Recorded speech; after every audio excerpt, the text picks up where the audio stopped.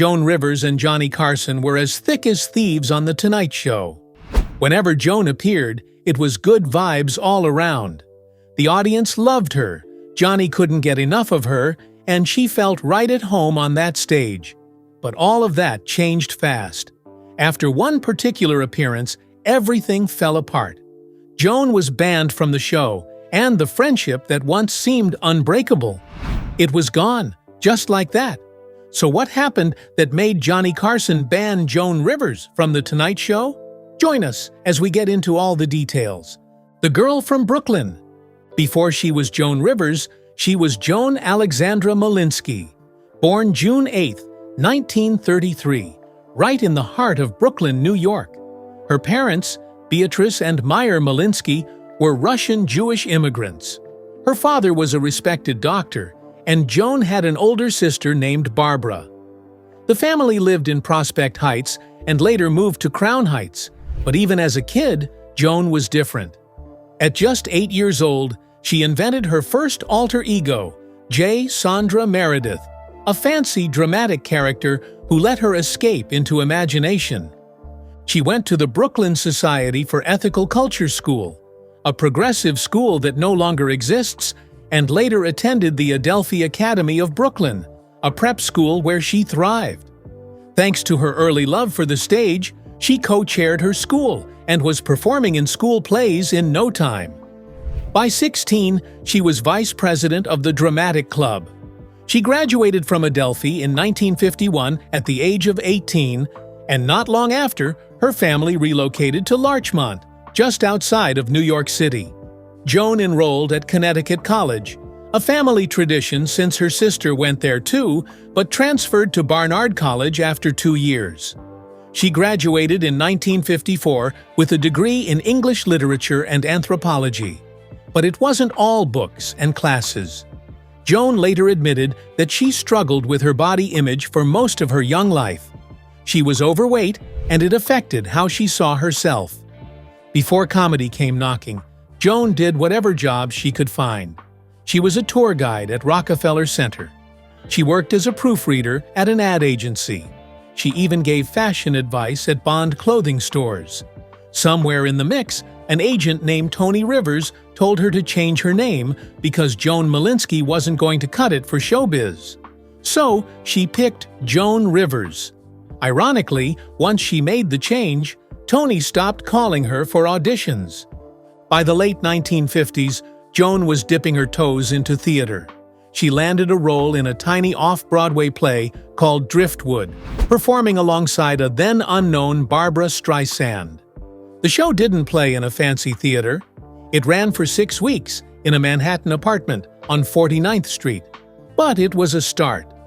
In the early 60s, she was hustling hard in Greenwich Village, grinding it out at places like the Bitter End, the Gaslight Cafe, and the Duplex. That's where she met other up-and-comers like Woody Allen and George Carlin. They weren't household names yet, just comics trying to make people laugh over dinner. Joan often shared meals with them, swapped stories, and found her tribe. She even rubbed shoulders with music legends like Bob Dylan, Carly Simon, Simon and Garfunkel, and Streisand, all before any of them blew up. Then came Chicago.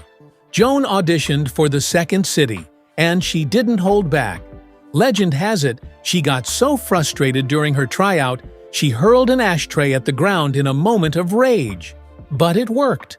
She was cast in the 1961 revue Alarums and Excursions, her one and only production with the group. Still, she credited Second City for everything, later saying that she was born as a comedian on that stage. In 1963, she teamed up with Jim Connell and Jake Holmes to form a cabaret trio called Jim, Jake, and Joan. They performed at the Bitter End in 1964. And that gig landed them a spot in a film called Once Upon a Coffee House. It was Joan's first movie credit, but the group didn't last long. Politics ended that partnership. They were booked to perform at a rally for Bobby Kennedy's Senate run. But Joan showed up wearing a campaign button for his Republican opponent, Kenneth Keating. Jim asked her to take it off. Joan refused. She stood by her political beliefs. Jim snapped and told her, "Who needs you anyway?" And just like that, Jim, Jake, and Joan was over. Before she became a Tonight Show regular, Joan made a brief appearance on the show when Jack Paar was still hosting.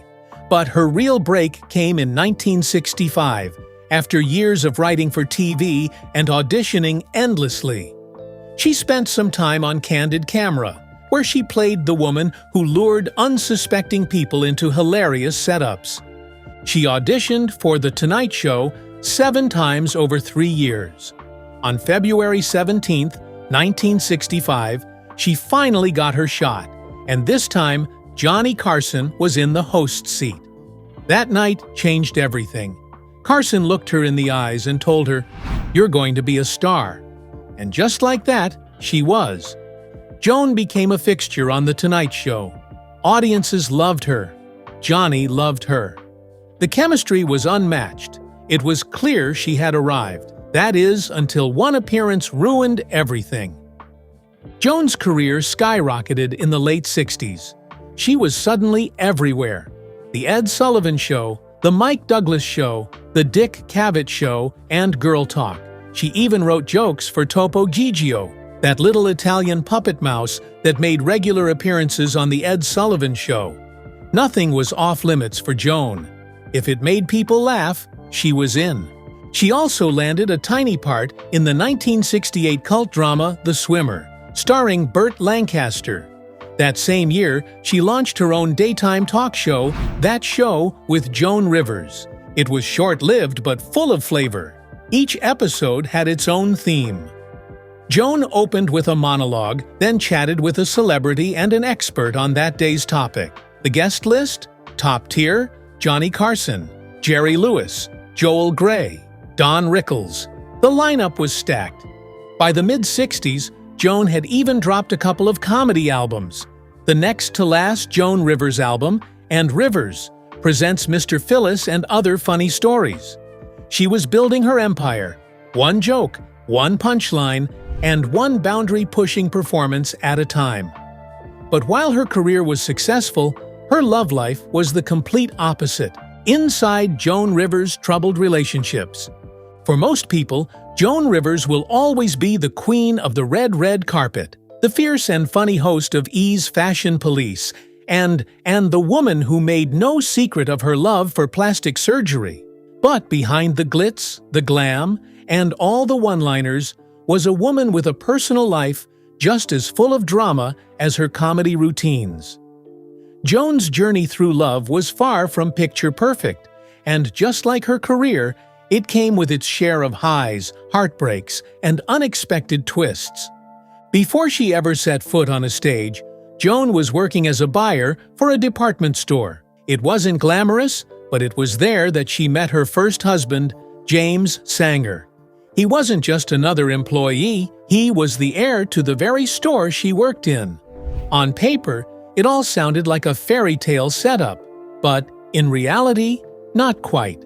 Very little is known about Sanger outside of his brief marriage to Rivers, and there's a reason for that. The whole thing barely lasted. Still, Joan wasn't exactly heartbroken when it ended. According to The Guardian, she once joked that their marriage lasted 6 months longer than it should have. That dry wit masked something deeper, though. As the Epoch Times later revealed, the real problem was a deal-breaker Sanger had kept to himself until after they were married. He didn't want children. For Joan, that was non-negotiable, so she walked away. Thankfully, Joan did eventually become a mother. Her only child, Melissa Rivers, born Melissa Warburg Rosenberg, came into the world 3 years after Joan married her second husband, Edgar Rosenberg. That first marriage may have been short-lived, but it looked like Joan had finally found her match. And this time, it didn't take long to figure that out. According to Marie Claire, it took Joan all of 4 days to realize Edgar was the one. She didn't hesitate, and she didn't look back. That whirlwind beginning led to a long-lasting marriage, especially by Hollywood standards. But this wasn't just any Hollywood couple. Joan and Edgar weren't just spouses.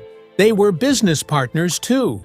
She was the talent, and he was the manager. It worked until it didn't. By the late 80s, cracks began to show.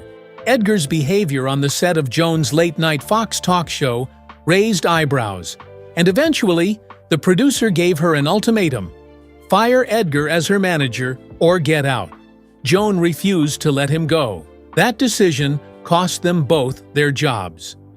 According to biographer Leslie Bennett in a Vogue interview, Joan chose her husband over the show.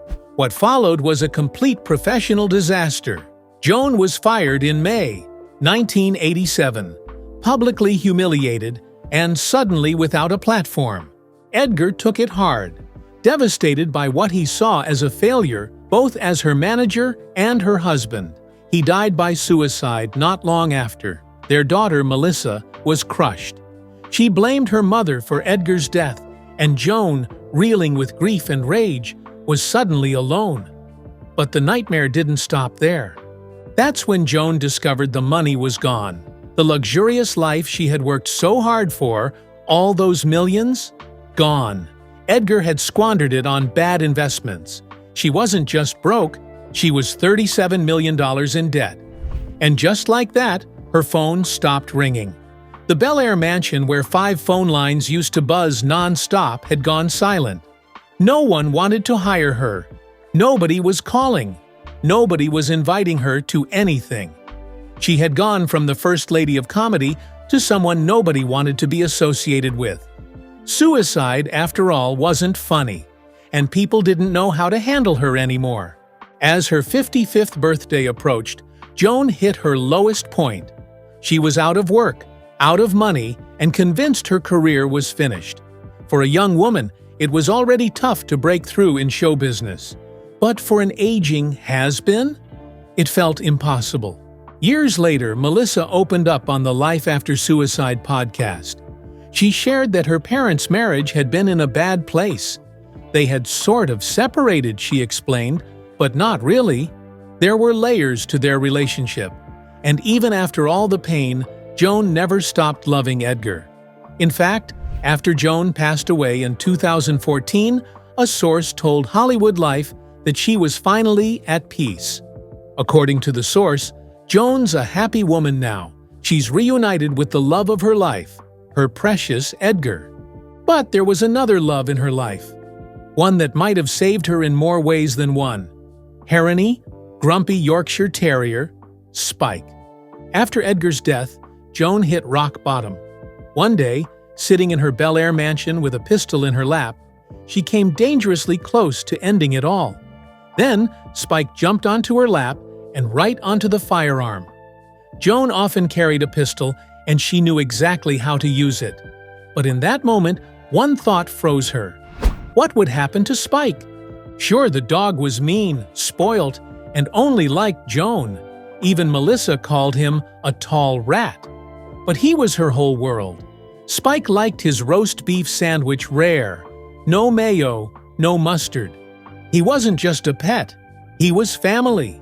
And Joan realized in horror that no one would take care of him if she were gone. That thought saved her life. She didn't pull the trigger. She didn't give in. And she definitely didn't disappear. Instead, Joan did what only Joan Rivers could do. She got back up and started over. Everyone had written her off.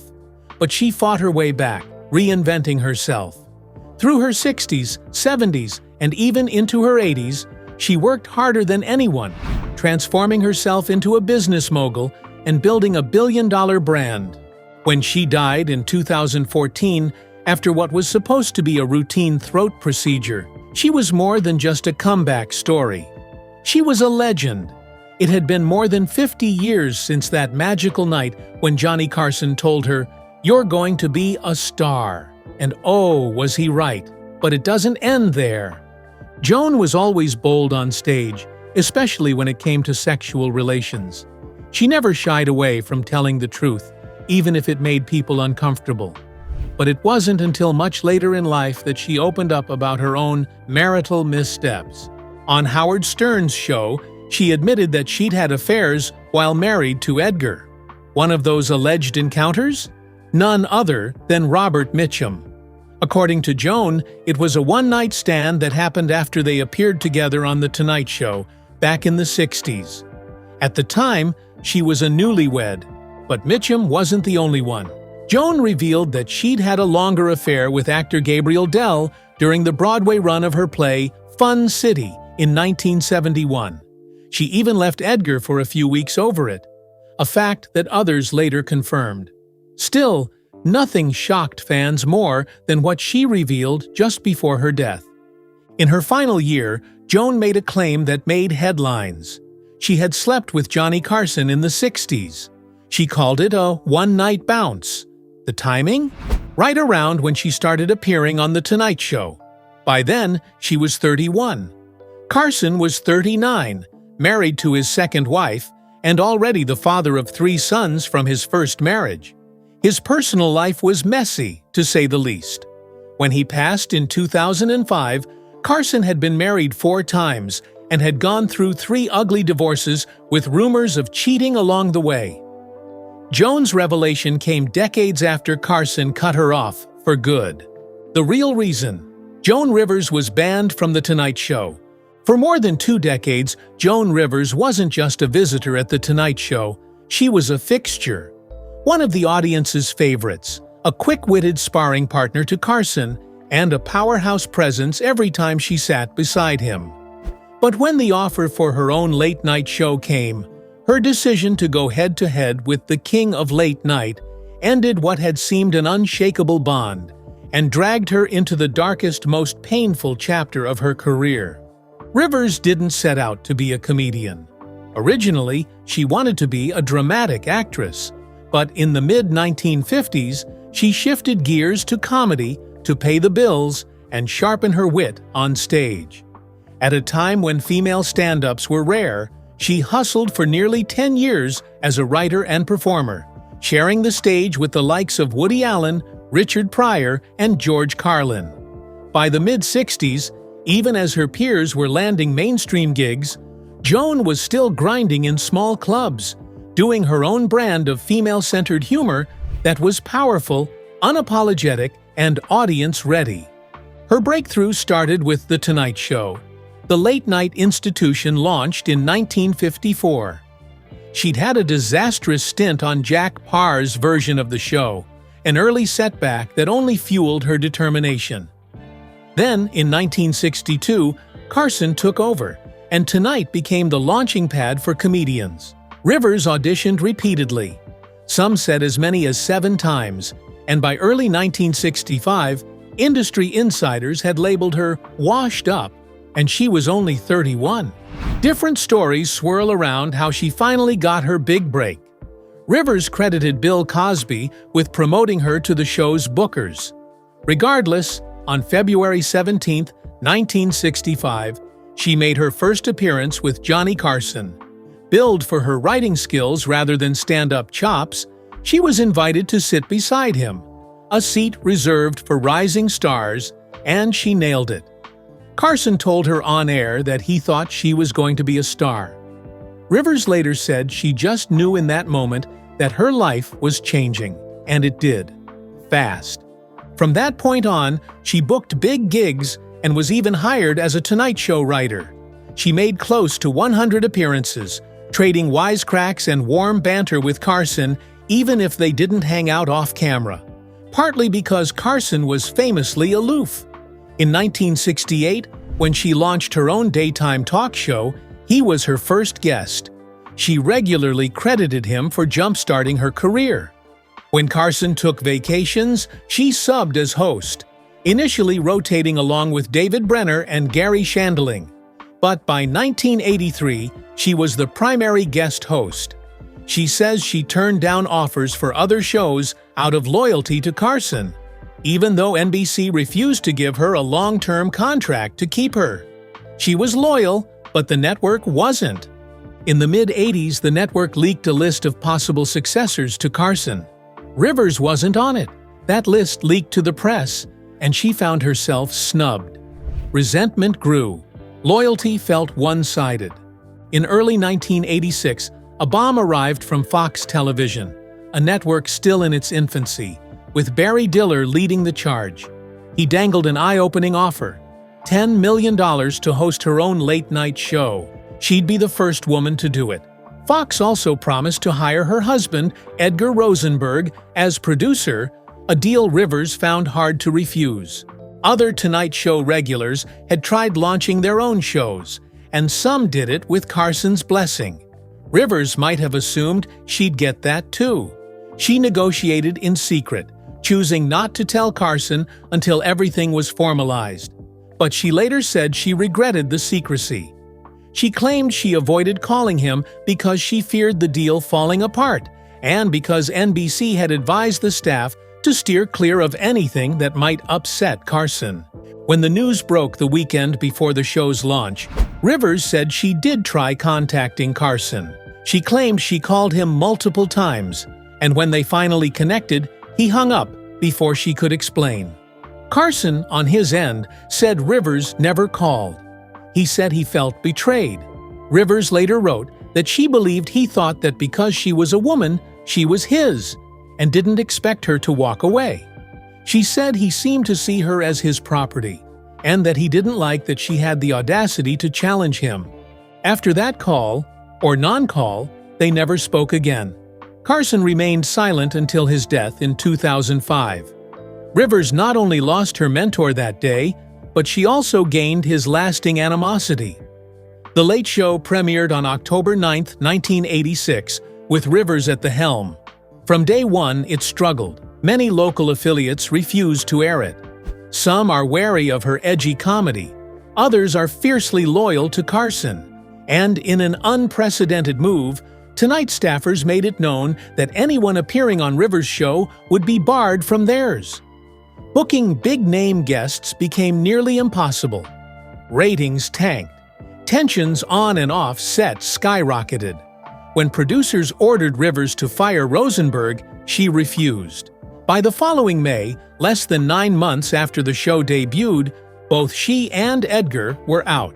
The Late Show soldiered on under new hosts, including Arsenio Hall, who eventually spun off his own late-night success later on.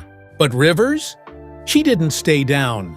She bounced back, hosting a daytime talk show that won her an Emmy. She launched successful fashion lines, clothing brands, and clothing for celebrity gift bags, and continued writing, performing stand-up, and popping up on TV. Despite trying to erase her, NBC kept her off The Tonight Show. Jay Leno, who took over after Carson, also refused to invite her. His loyalty to Carson was too strong. Almost 30 years later, in February 2014, she finally reappeared on the show in a fun skit on Jimmy Fallon's debut episode. The following month, she returned again, this time as a guest. Fallon crowd-pleased by bringing out a photo of her first appearance on the show. Rebroadcasting the night, Carson told her, "You're going to be a star." It was a full-circle moment. After decades of being blacklisted, Joan had finally returned to the very stage that made her a household name. But just when it seemed like things had finally come around for her, tragedy struck. The tragic ending of Joan Rivers. Joan Rivers was a force to be reckoned with. Sharp-tongued, unapologetic, and endlessly funny, she blazed a trail through comedy that no one dared to follow, at least not without bruises. Nearly 11 years after her death, she's still making headlines. NBC even rolled out a tribute special on May 13th called Joan Rivers, a dead funny all-star tribute. And in true Joan fashion, it stirred up a bit of controversy. But her daughter, Melissa Rivers, made it clear. Joan would have loved every second of it. According to her, this kind of bold, in-your-face humor was exactly her mom's style. But the tribute wasn't the only reason Joan's name resurfaced. People are still talking about how she died and how tragically preventable it all was. On August 28, 2014, Joan walked into the Yorkville Endoscopy Center in New York City for what was supposed to be a minor, routine procedure on her vocal cords. Nothing major. But while she was under anesthesia, things took a horrifying turn. During the procedure, Joan's vocal cords went into a spasm, a condition called laryngospasm, which suddenly cut off her air supply. Her vitals dropped fast. It was a full-on emergency, but instead of doing everything to save her, the medical team allegedly panicked. Melissa later revealed in a lawsuit that one of Joan's doctors, Gwen Korovin, who wasn't even credentialed to perform procedures at that clinic, allegedly fled the room to avoid being caught. That claim was denied by Korovin's lawyer, who insisted she never left, but the damage had already been done. By the time anyone acted, Joan had suffered irreversible brain damage. In November of that same year, the New York State Department of Health released a damning report. According to findings obtained by People magazine, the doctors had failed to notice her vital signs deteriorating and didn't intervene quickly enough. It was gross negligence, plain and simple. They were asleep at the wheel during a life-or-death situation. Joan was transferred to Mount Sinai Hospital, where she died a week later on September 4, 2014, at exactly 1:17 p.m. She was 81 years old. The official cause of death? Anoxic encephalopathy due to hypoxic arrest. In other words, brain damage from lack of oxygen. The following year, Melissa filed a lawsuit against the Yorkville Endoscopy Center, and she did not hold back. The complaint accused the doctors of performing a biopsy that Joan never consented to and not realizing fast enough that she was suffocating. To make matters even more disturbing, Melissa also claimed that two of the doctors took a selfie with Joan while she was unconscious on the operating table. That's right, a selfie, while she was fighting for her life. Dr. Korovin denied both performing the biopsy and taking any selfies, according to a statement from her attorney to CNN. But Melissa didn't mince words. She said the level of medical mismanagement, incompetency, and disrespect her mother suffered was both shocking and incomprehensible, and she made it her mission to make sure no other patient would ever go through something like that again. The clinic kept quiet. No public response, no explanation, just silence. Eventually, in 2016, the lawsuit was settled. The terms of the settlement, including any money involved, were kept private. But for Melissa, it wasn't about the money. She made it clear that what mattered most was holding those responsible accountable and being able to move forward knowing they had been forced to answer for what happened. Even in her final hours, Joan was doing what she loved most. Just the night before her surgery, she had performed at the Laurie Beechman Theater in New York City. One audience member told ABC7 that Joan was full of life, performing new material and looking like she had enough energy to run a track race. No one saw what was coming. Joan died in New York, not far from where she was born in Brooklyn. She'd spent years in Los Angeles after moving there with her husband, Edgar Rosenberg, in the late 60s. But after Edgar's suicide in 1987, she returned to the East Coast. According to Melissa, her parents always felt like fish out of water in LA, and her mom never really got comfortable there. Apparently, Joan and Edgar even made a pact that if one of them passed away, the other would move back to New York. Why did they make that deal? Melissa said she had no clue. But clearly, Joan followed through. In 2024, nearly 3 decades after moving back, the Manhattan penthouse Joan had called home for 28 years was finally taken off the market. The iconic apartment had sat unsold for nearly 3 years. Through it all, Melissa never stopped honoring her mom's legacy. After Joan's passing, she released a heartfelt statement, saying that her mother's greatest joy in life had always been to make people laugh. And even though it was hard to smile through the grief, she believed Joan would have wanted people to start laughing again as soon as possible. Because if there was one thing Joan Rivers knew how to do, it was keep people laughing, right up until the very end. Were you a fan of Joan Rivers's writing? Share your thoughts with us in the comments below. Don't forget to like, share, and subscribe. Also, click the next video shown on your screen. You will enjoy it.